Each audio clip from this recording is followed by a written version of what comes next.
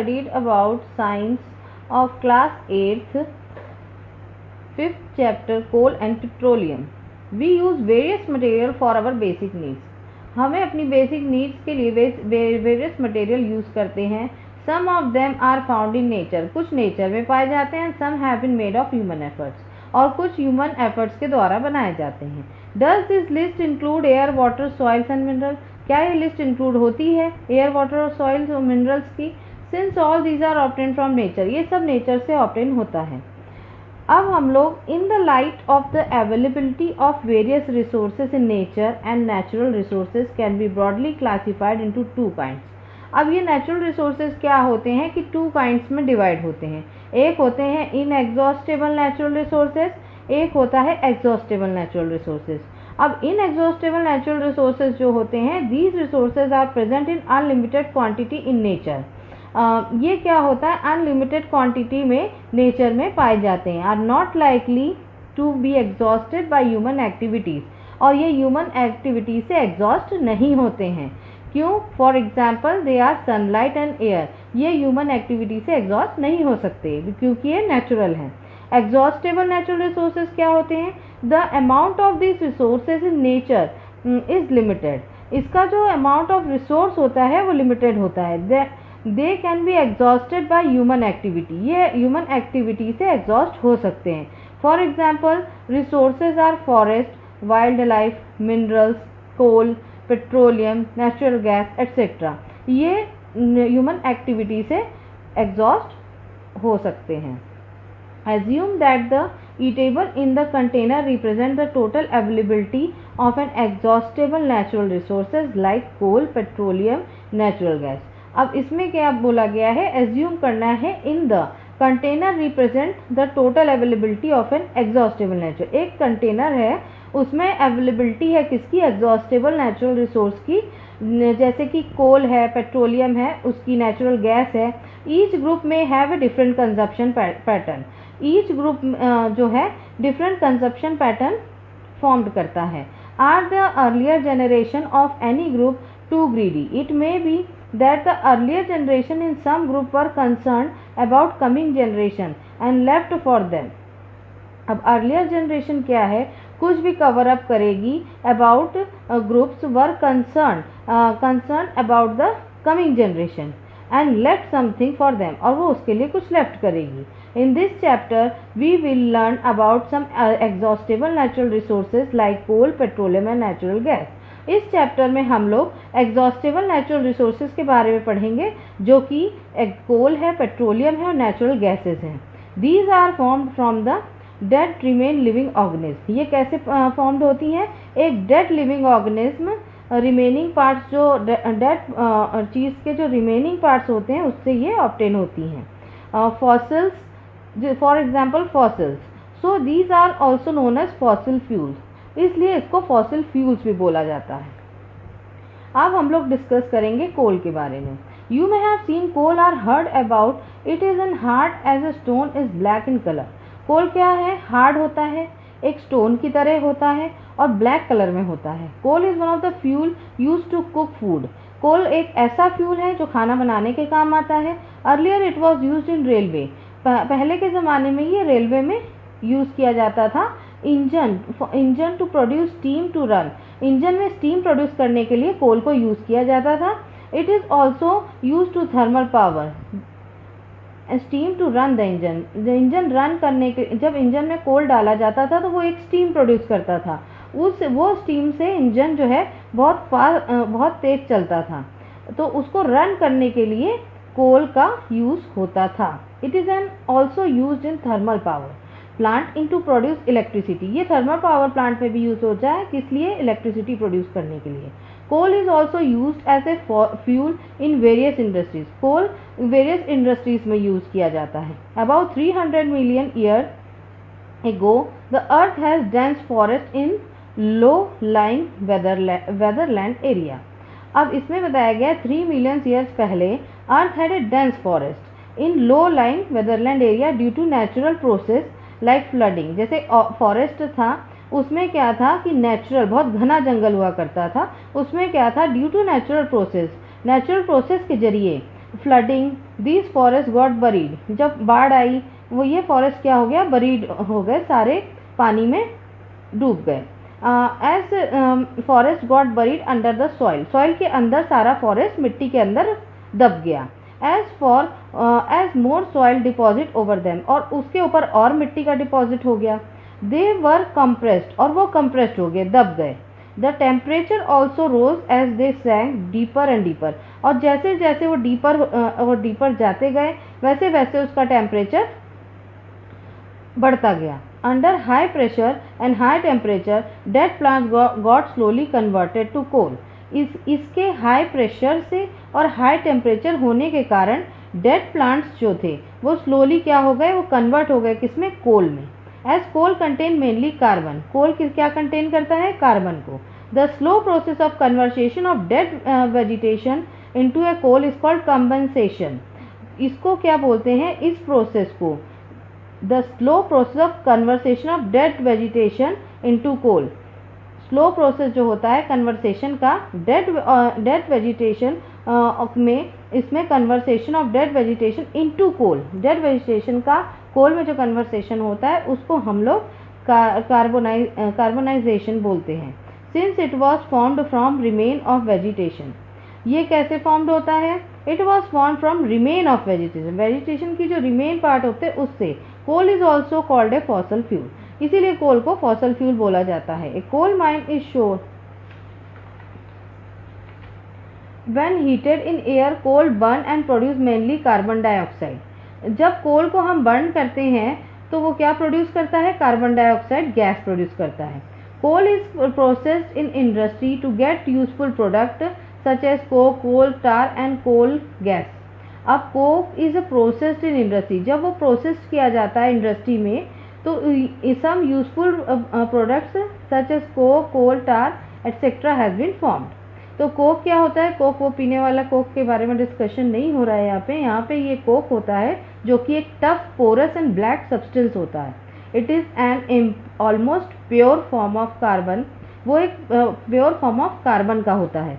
Coke is used in manufacture of steel, coke किस लिए use होता है, manufacture of steel and in the extractions of many metal, इसलिए इस Coke को यूज किया जाता है। कोल टार क्या होता है, it is A black thick liquid, वो एक ब्लैक और थिक लिक्विड होता है विथ अनप्लीजेंट स्मेल, बहुत ही मतलब अजीब सी स्मेल होती है उसकी।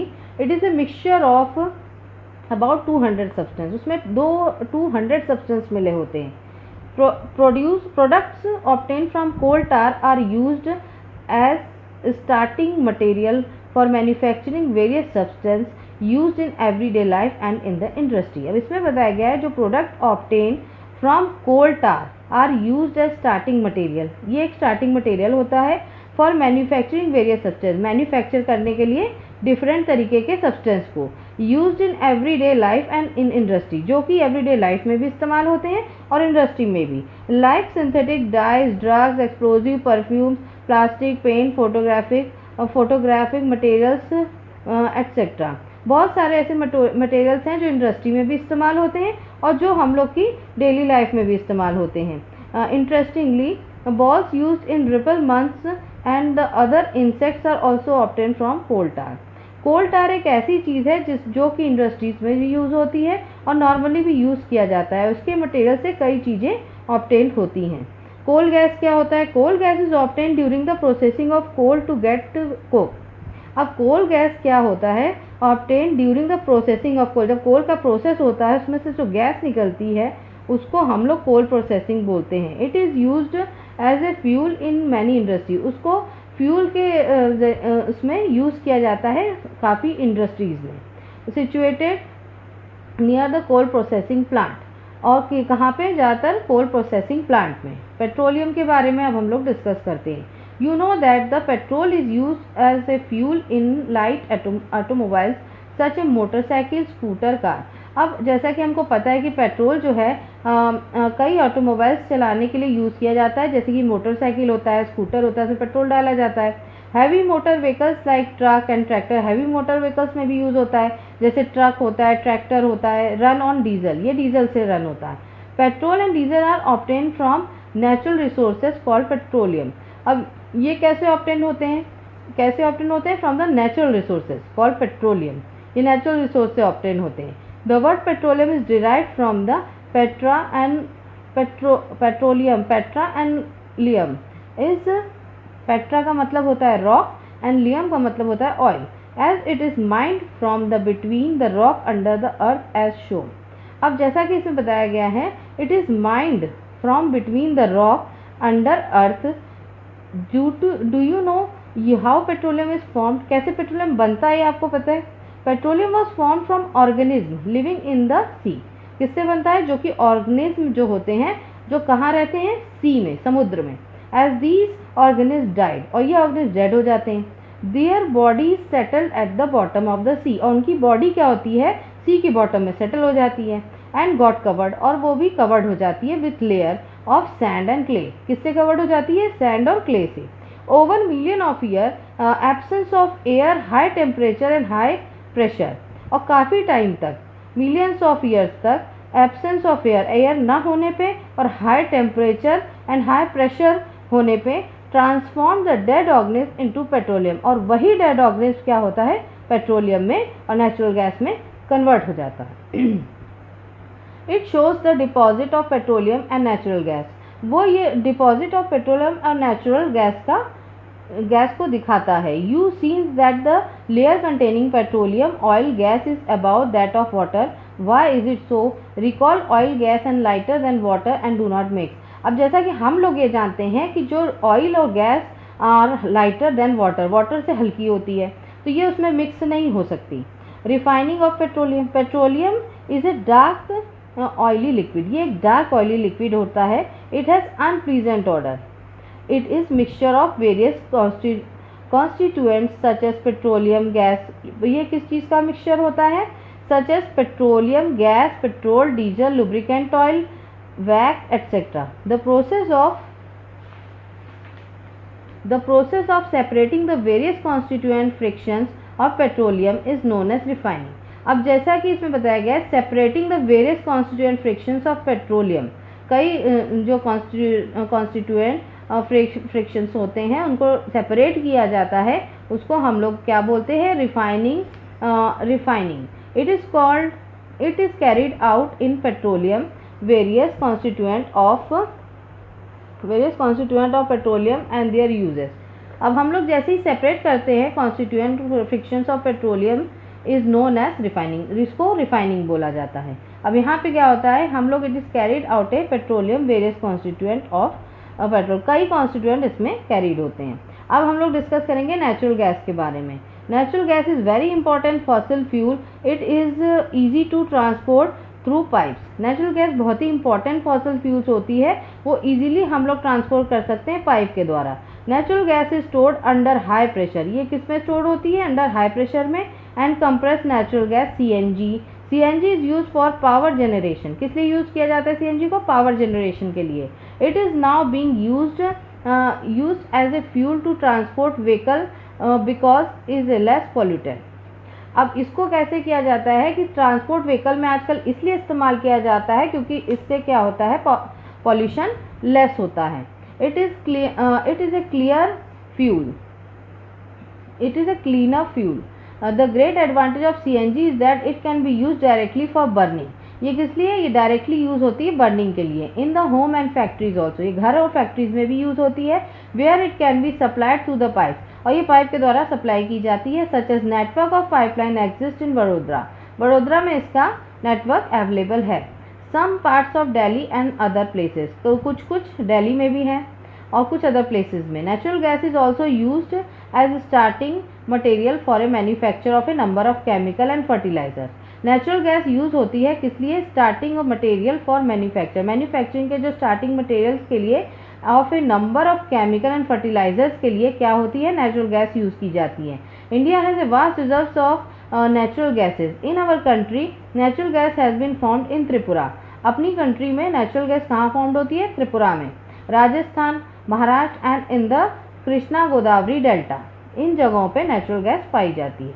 सम natural resources are limited. You have studied in the beginning of the chapter that some natural resources are exhaustible like fossil fuels, forest and mineral. अब जैसा कि हमने स्टार्टिंग में पढ़ा था कि नेचुरल रिसोर्सेज क्या होते हैं, आर एग्जॉस्टेबल होते हैं लाइक फॉसल फ्यूल, फॉरेस्ट और mineral etcetera. You know that coal and petroleum are fossil fuel. जैसा कि हमको पता चला है कि कोल और पेट्रोलियम जो होता है फॉसल फ्यूल होता है। It required the dead organism million of year ago. वो क्या रिक्वायर्ड करता है अपने आप को बनाने के लिए, dead organism million of year to get converted into this fuels. बहुत साल लगते हैं इसको उस फ्यूल में कन्वर्ट होने के लिए। On the other hand the known reserve of these will last only a few hundred years. Moreover burning of this fuel is a major causes of air pollution. जब ये फ्यूल बर्न होते हैं तो इसमें बहुत ज़्यादा एयर पॉल्यूशन होता है। Their use is also linked in a global warming. इसके ग्लोबल वार्मिंग में भी इसका बताया जाता है कि अगर हम लोग फ्यूल्स को इस तरीके से जलाएंगे तो ग्लोबल वार्मिंग का इशू होता है। इट इज़ क्योंकि इससे क्या होता है, एयर पॉल्यूट होती है। It is therefore necessary that we use this fuels only when absolutely necessary. हमको इस फ्यूल का यूज़ तभी करना चाहिए जब जिसकी हमें ज़रूरत हो। This will result in better environment and smaller risk of global warming. इसके वजह से ग्लोबल वार्मिंग का रिस्क कम हो जाता है। And their availability for a longer period for of time, और इसीलिए उसकी अवेलेबिलिटी लॉन्ग पीरियड तक हो पाती है। In India the petroleum conversation research association advise people how to save petrol and diesel. तो इसमें क्या है, इंडिया में पेट्रोलियम कन्वर्सेशन रिसर्च एसोसिएशन वालों ने ये एडवाइस दिया है कि पीपल को कैसे पेट्रोल और डीजल सेव करना चाहिए वाइल ड्राइविंग करते time. Their tips are drive at a constant and moderate speed as far as possible. एक नॉर्मल स्पीड पे गाड़ी ड्राइव करनी चाहिए। Switch off the engine at traffic. जब ट्रैफिक हो तो इंजन को स्विच ऑफ कर देना चाहिए। लाइट को भी at a place where you have to wait, जहां हमको वेट करना है वहां पे। Ensure correct tyre pressures. Ensure करना चाहिए कि टायर बराबर मेंटेन रहे। Ensure regular maintenance of vehicle का हम लोग को रेगुलर मेंटेनेंस कराते रहना चाहिए। तो स्टूडेंट्स आज ये चैप्टर ख़त्म हुआ है। अब हम लोग next chapter as a sequence start करेंगे।